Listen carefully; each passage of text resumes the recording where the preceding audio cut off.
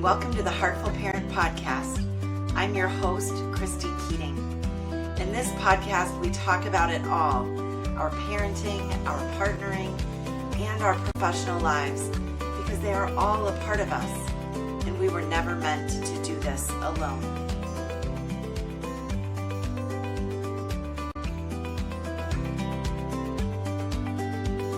What's up, Heartful Parent Podcast listeners?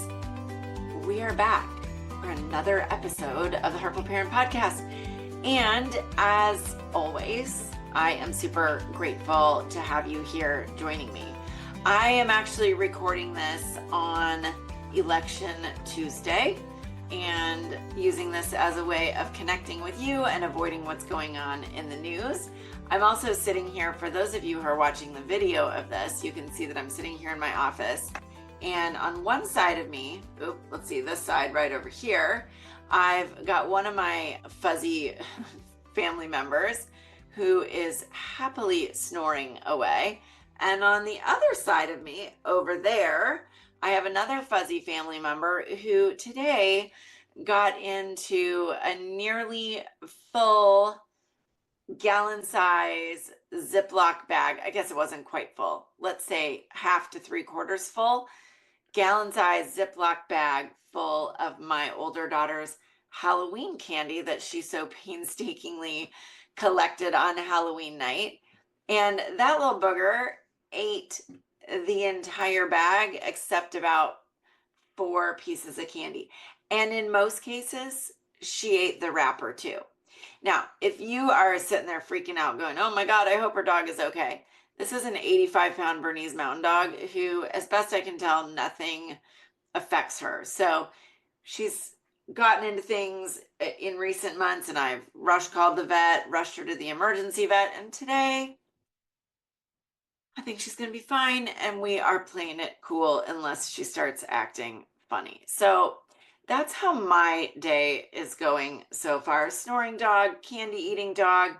Oh, and a teenager who very nearly did not get up on time for school today. So we have to have a little conversation about that when she gets home. So just want to reassure all of you who are listening. I know when we listen to podcasts, we're like, oh, that person has it all together or they've got it all figured out. No, I am living the shit show dream here right now and don't have it all figured out. Just want to reassure you of that. Okay. Now, I want to pause for just a moment before we dig into today's episode. First of all, heads up, this is a solo episode. I know we've had a number of guests recently, and I wanted to rejoin you with some thoughts of my own.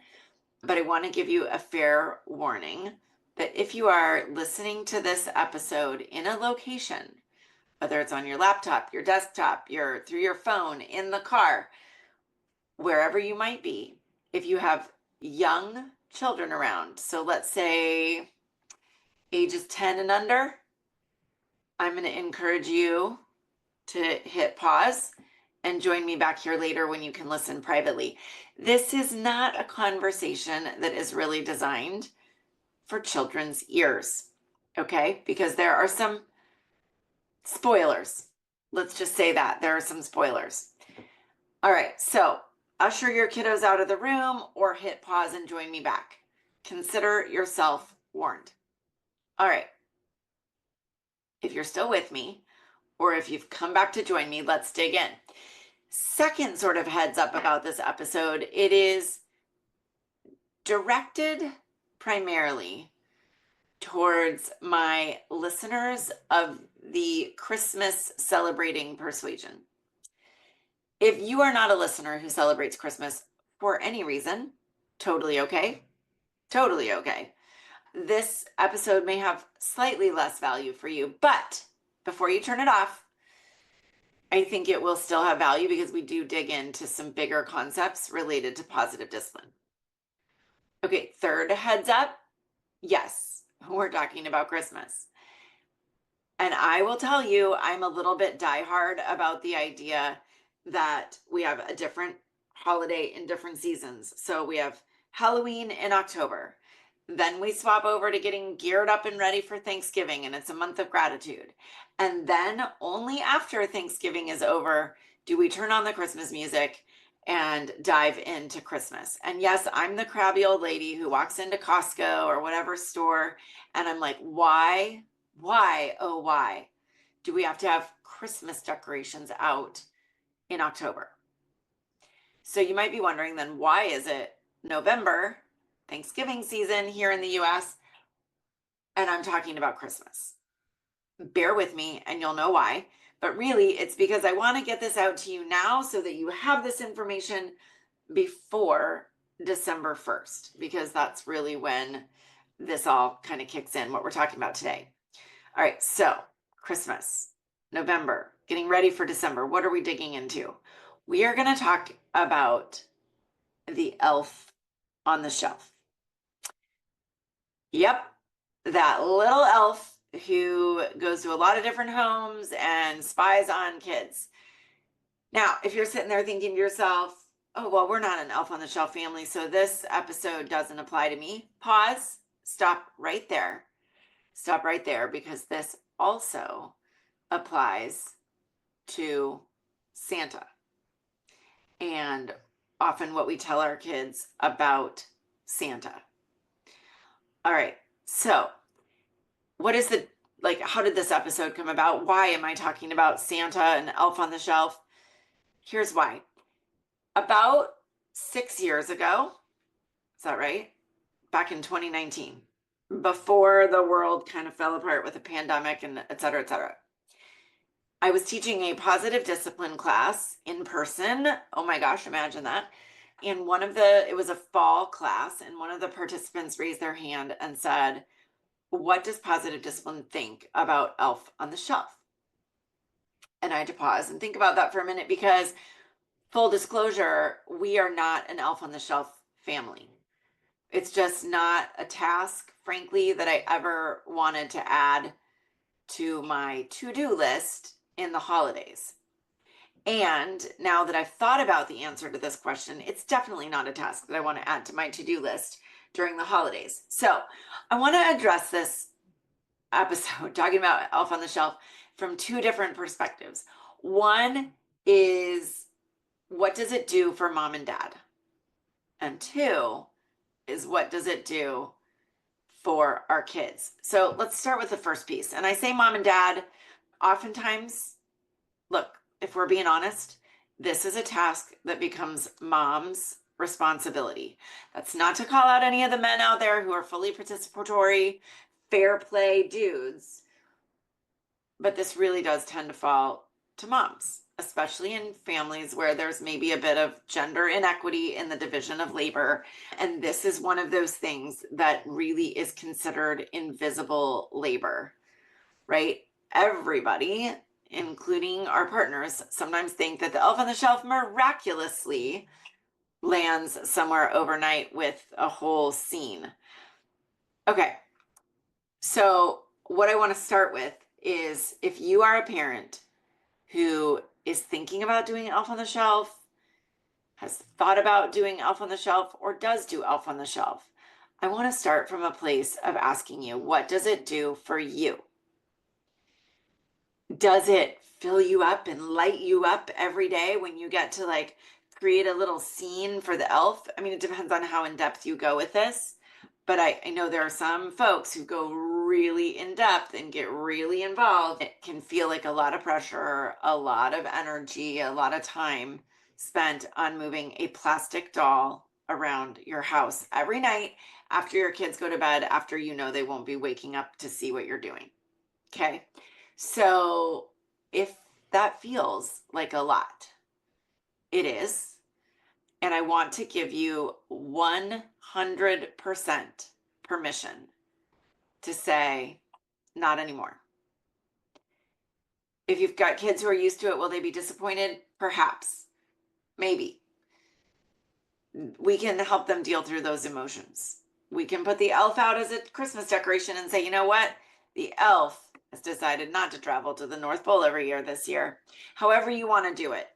I just want to give you permission to recognize that the Christmas season, the holiday season in general, is often really heavily geared towards our kids. And look, that's fun and that's great. And I love making the the holiday season feel super special for my girls because it was made to feel super special for me. And my husband, every time we talk about Christmas with any of our friends, the number of bins that he claims I have in the garage of Christmas decorations increases like 17-fold. One day it'll be she's got 8 bins, and the next day it'll be she's got 17 bins, and then it will be she's got 29 bins. Like, you just never know how many bins he's going to claim that I have of Christmas decorations. I love Christmas decorations. I love Christmas, and I love making it special for my kids. But it can be, we can also make the season bigger than just about the magic for our kids. And we can also make it a time of rest and reset for ourselves. And so I want to give you permission to say, we've done the Elf on the Shelf before and we're not going to do it anymore for whatever reason you want to provide. Or we haven't started the Elf on the Shelf. My kids think it would be really fun, and it's simply not something that we're going to add to mom or dad's to-do list this season or any other season. Okay. Now, if you've already started the Elf on the Shelf and you're like, oh my God, my kids would be absolutely devastated if we stopped it, then stay tuned to the end of this episode, because I'm going to give you some ideas for different ways to go about the Elf on the Shelf that might feel a little bit less pressury. Again, depending on how you go about, the elf shenanigans overnight. Now, if you're listening to this and you're like, what is this Elf on the Shelf business? I don't even really know what it is. I'll clue you in really quickly. So the Elf on the Shelf is this little elf that you buy, and all the elves look the same, but you get to name your elf, and then you move the elf around the house. And the story that at least it was intended with, that we're supposed to tell children, is that the elf is a spy for Santa.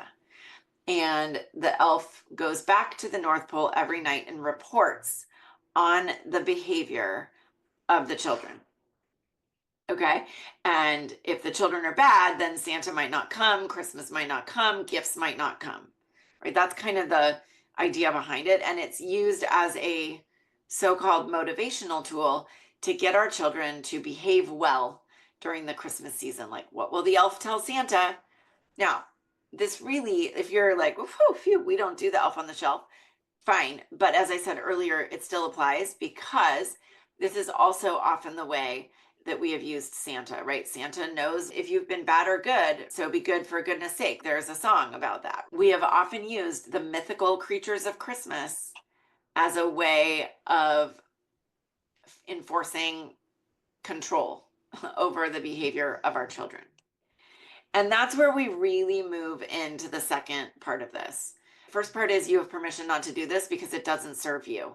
It's too much hassle. It's too much thought. You panic every time you might not have moved the elf. You're having to put together like more and more elaborate shenanigans for the elf to get into. And you're like, I just can't do it anymore. Full permission to stop, right? Full permission to stop from me. If you want to keep doing it, but you want to do it differently, listen to the end. And if you are like, yeah, but the elf helps keep my kids behaving well, this is where we're diving into the positive discipline piece of this. So circling back to what I said, when I was teaching that positive discipline course back in 2019, this participant raised their hand and said, is Elf on the Shelf consistent with positive discipline? Or, put differently, like, what does positive discipline think about the Elf on the Shelf? And I really had to think about it, but here's where I landed. And I actually wrote a blog article at the time. You can track that down if you wish, but I'm gonna share the gist of it with you here. I think that the positive discipline response to Elf on the Shelf is the Elf on the Shelf as originally intended, right? When used as a spy for Santa, and positive discipline are really at odds with one another. Right? They don't mesh. And here's why. There's really 4 primary reasons why. You may have other ideas why, but these were the 4 that I came up with. So number 1, Elf on the Shelf at its core, right? And the way that it was intended is a threat. It's a threat to our children. If you don't behave, the elf will tell Santa. And if Santa finds out you weren't behaving, Santa won't bring gifts. It's just a extension of the original way that Santa was used for many, many years, and maybe still is.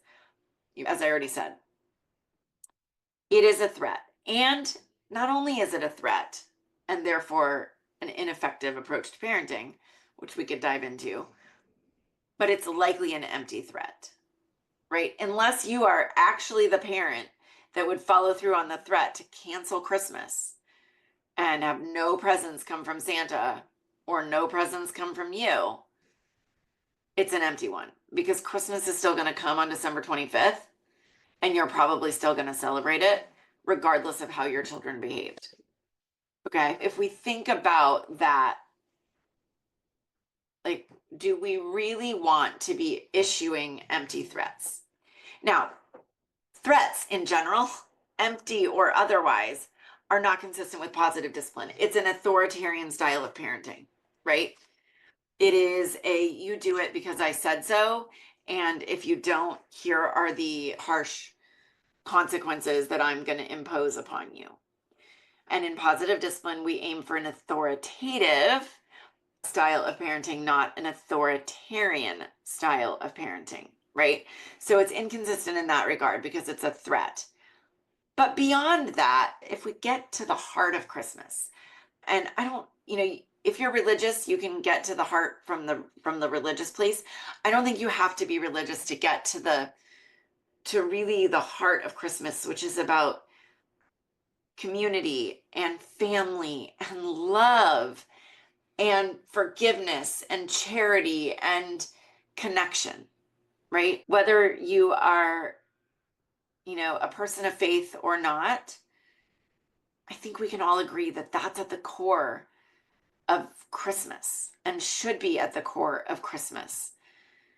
And so if that's where we're working from, do we really want our kids moving around and thinking that Santa, this amazing mythical creature who comes to your house and brings you gifts, or even the idea of Santa, right? If you subscribe to the idea, not the actual story, is that fickle?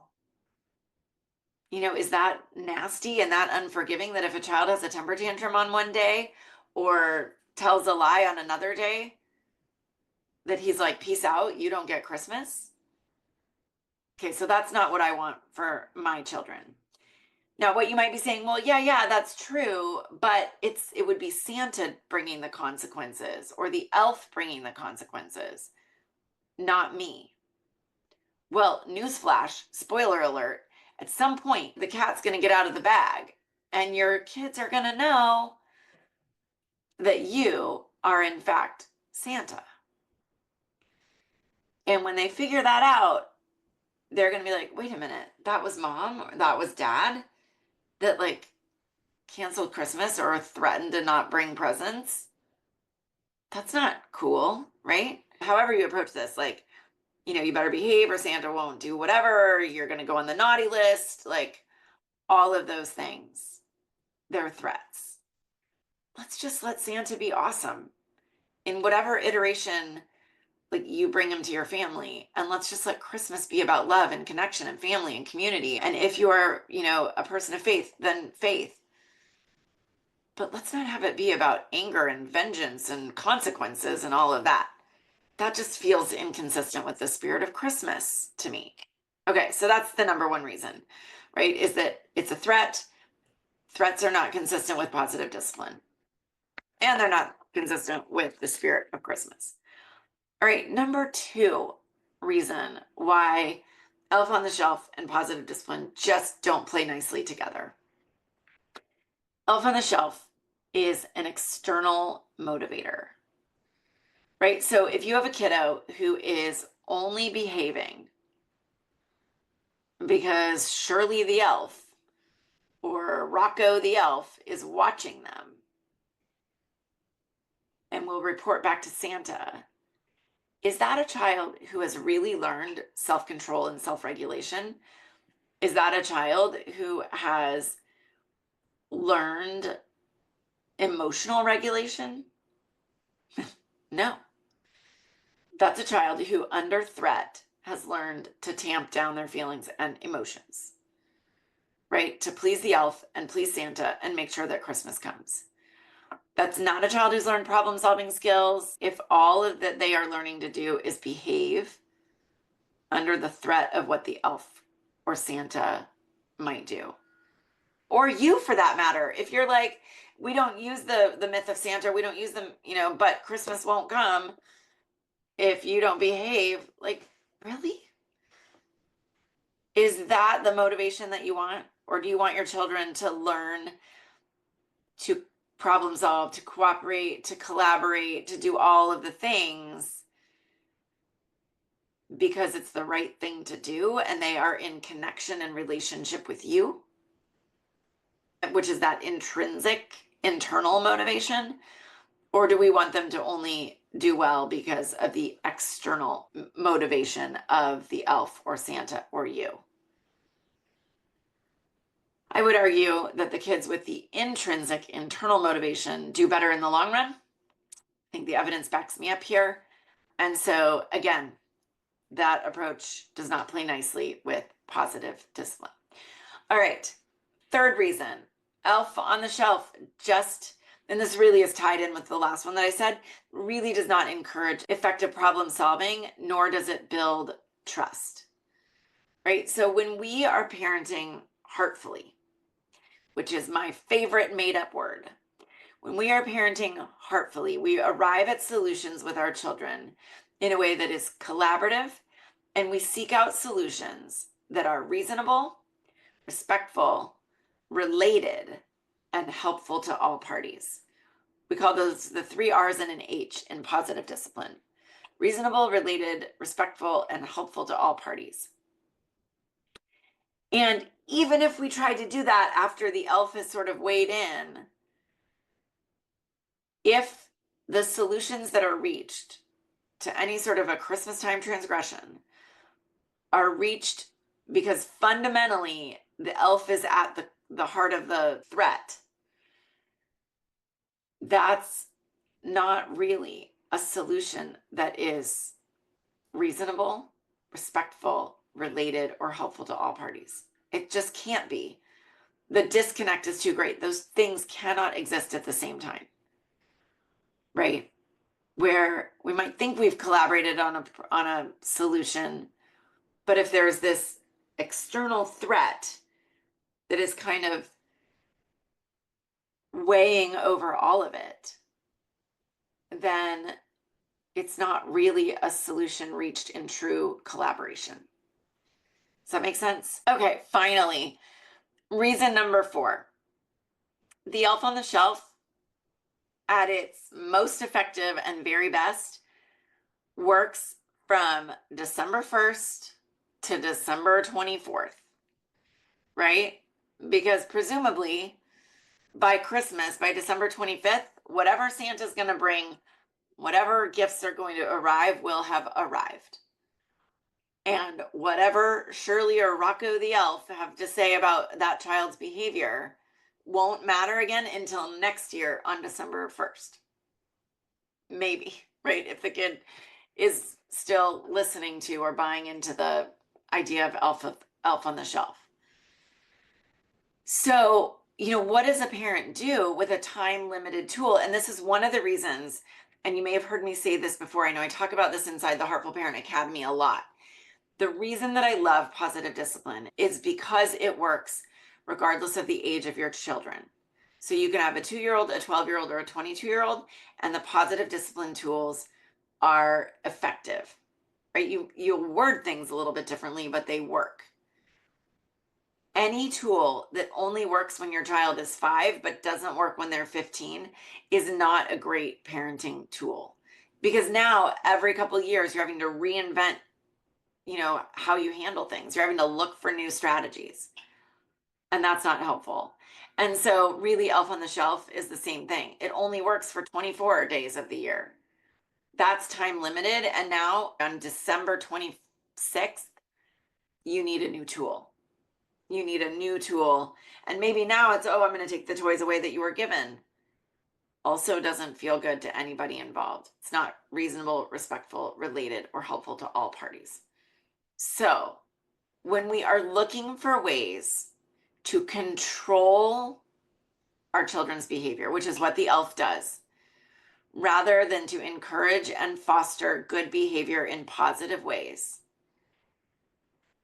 we are out of respect. We are out of certainly mutual respect. We are out of a space of intrinsic motivation. We're out of a space of positive discipline.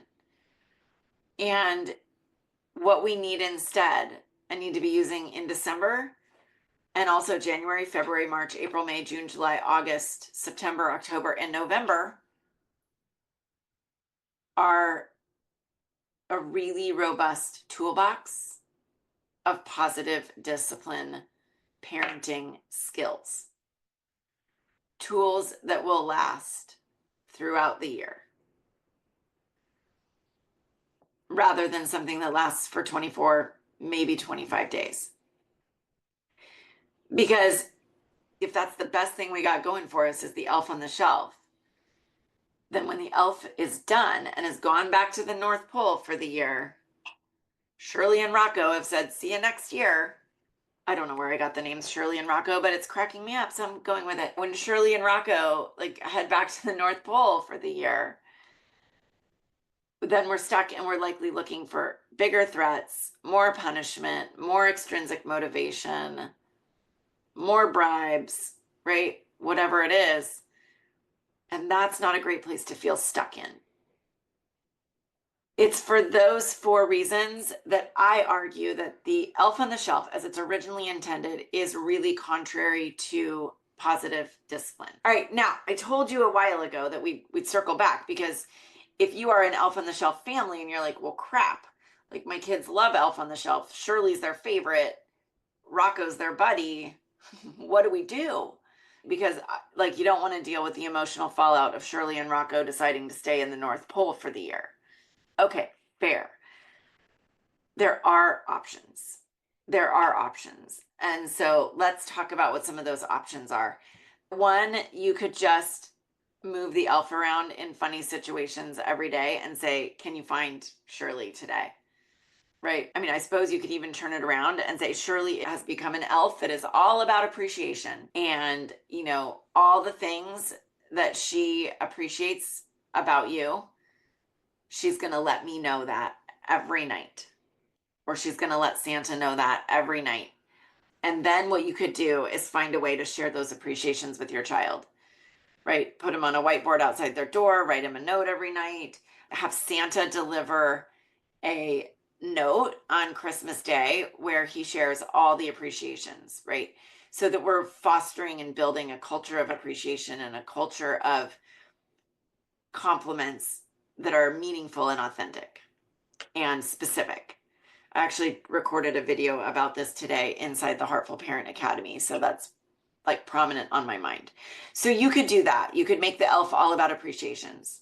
And it's not a race to see how many appreciations you can get or how many good things the elf can notice.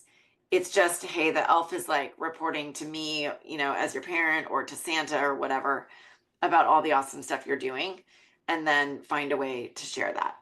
Another option that you could do, and that might work, although is not a small amount of effort, is to turn the elf essentially into an advent calendar. So let me explain what that might look like. So when I was a kid, my mom, back in the 70s, folks, sewed this needlepoint wreath on a big stretched canvas with all the days of December 1 through 25 needle pointed in there, and these little rings, and there would be little pieces of candy or a quarter or little tiny gifts that were hung for me on a daily basis. It was no small amount of work on the part of my mother, and somewhat to my dismay, it's something that I decided to carry on for my daughters, which is why back at the beginning of this episode, you heard me say 100% you have my permission to stop doing this or to not start doing it.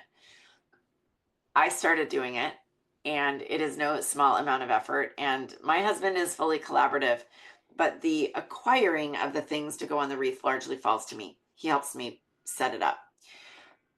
But what I did, when I was little, it was little gifts every day. And what I did was I said, look, we're going to lean into this sort of the spirit of Christmas and the Christmas season a little bit more.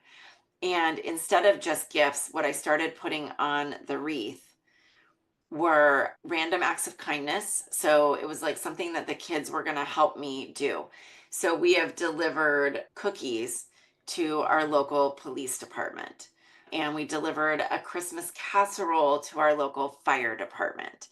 And we've put notes of kindness up in random places at the grocery store. We adopted a family and went Christmas shopping for that family. There's a gajillion random acts of kindness out there that you can do. So we filter some of those in to the month so that we're making Christmas about the spirit of generosity and giving and community and collaboration and all of that. And then the other thing that I sprinkle throughout there are activities, so events. So for example, now every year we do a Christmas light scavenger hunt. And if you put into Google Christmas light scavenger hunt, you'll come up with 27 different versions of this. I print them off, everybody gets one, and we drive around from neighborhood to neighborhood seeing what funny blow ups and Christmas decorations and Christmas lights can we find from the list. My kids love it. It's a great, fun, free, a little bit of gas, right? But free evening of family stuff. We might one night watch a Christmas special on a school night. We might go see the Christmas lights at the zoo. That one does cost money, but you can come up with countless ideas of activities, random acts of kindness that you can sprinkle in there. Is it work? Yes, it is. Yes, it is. But it's been really fun because it's created memories for my family as well. So I sprinkle in little gifts. We do random acts of kindness, and then we do family outings or family fun events. And my husband and I tie those to the wreath. And every day my girls alternate opening something up. And it strikes me that you could do the same thing with the elf on the shelf, that the elf doesn't deliver nasty grams to Santa, but instead the elf delivers sweet little gifts or ideas for random acts of kindness and family memories on a daily basis. And that would be super consistent with positive discipline. That would be a way to use the elf on the shelf to really foster all of the things that we want to foster with positive discipline, but at the root, a sense of belonging and a sense of significance. Because this is what our kids want and this is what our kids need. And I would be willing to bet that in the course of doing that, you just might foster that sense for yourself as well and walk away from the holiday season with a stronger sense of positivity, love, connection, and feeling like you showed up as the parent that you want to show up as, which is what I work to guide parents in every day. So listen, as we come to the end of this episode, if you're sitting there thinking, oh my God, I've really screwed this up, or well, if you're thinking, wow, Christy's really judgy about Elf on the Shelf.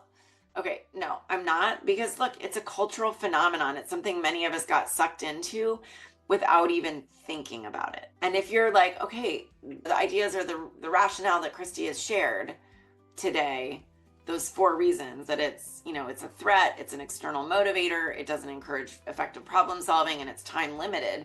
If those reasons or rationale for ditching the Elf on the Shelf make sense to you, I don't want you to feel bad or think you've screwed something up, because parenting at its core on a daily, weekly, monthly, and yearly basis is all about doing better when we know better and making repairs when we need to. And so if this makes sense to you, if this resonates with you, you now have the 2024 Christmas season, or whatever year you might be listening to this in down the road. You have the 2024 Christmas season to say, we're doing it differently this year. And you can even have the elf make a repair. Dear Bobby, I'm sorry that in past years, I was more concerned about reporting your bad behavior than building the Christmas spirit. This year, I'm going to share all the awesome things that you're doing with Santa. Or this year, I'm going to bring you a random act of kindness to do every day. Because that's what Christmas is really about. Love, Shirley. Sincerely, Rocco. Whatever you want to do. Like, there are so many ways to address this that at their core feel really heartful, that I want you to let go of anything saying, I might have screwed this up, and move into, what are the possibilities now? What are the possibilities now? That's what parenting is all about. That's what heartful parenting is all about. And I hope that that gives you some ideas for how to usher in December in a slightly different way this year. All right. Hope you all are thriving through the holiday season today and in the, next month and a half to come. Reach out if you've got questions, concerns, need some support, or struggling in any way. I've got you. I've got my hand on your back with this podcast, with the Heartful Parent Academy, with one-on-one coaching. I've got you. Let me know how I can help. Cheers and happy holidays, everyone.